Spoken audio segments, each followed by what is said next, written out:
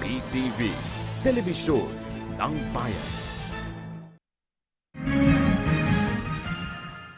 Magandang umaga, nagbabalik ang PTV Newsbreak. Russian delegation nag-courtesy call kay Pangulong Rodrigo Duterte sa Davao City.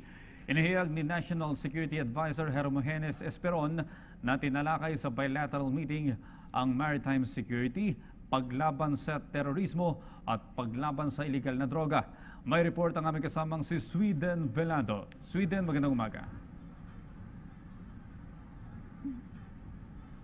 Magandang umaga, Audrey. Nitong Huwebes, bandang alas 4 ng hapon ay formal ngang nag-courtesy call kay Pangulong Rodrigo Duterte ang ilang mga matataas na opisyal ng Russian Federation.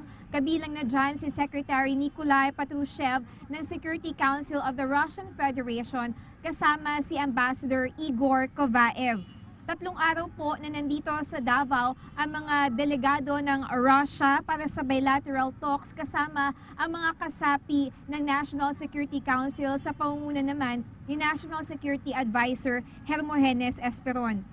Audrey, sa naganap na press conference natin kanina, ayon kay Esperon, kabilang sa mga natalakay ng dalawang panig ay government-to-government cooperation sa larangan ng security and intelligence, defense and military, law enforcement, terrorism and transnational crime, maritime law enforcement, at paglaban sa illegal na droga.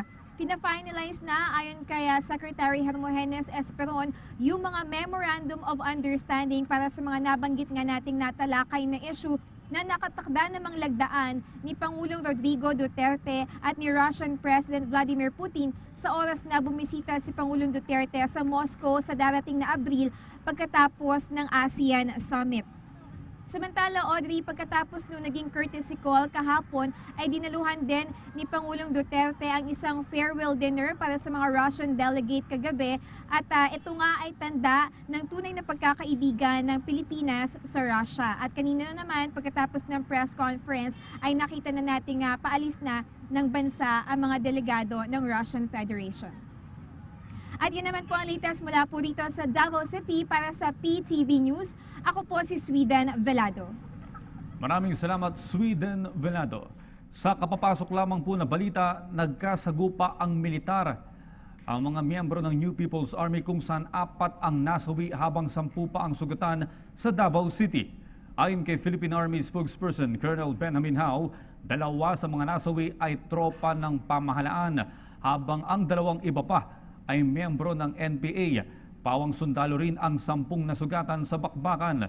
Ayon kay Colonel Hao, ang mga sundalo at tauhan ng 3rd Infantry Battalion ay patungo sa Binaton Detachment nang sila ay tambangan sa bahagi ng Bilangkad, Barangay Lamanan at Kalinan District o sa Kalinan District. Sakay ng utility trucks ang mga sundalo na magsasagawa sana ng pursuit operations.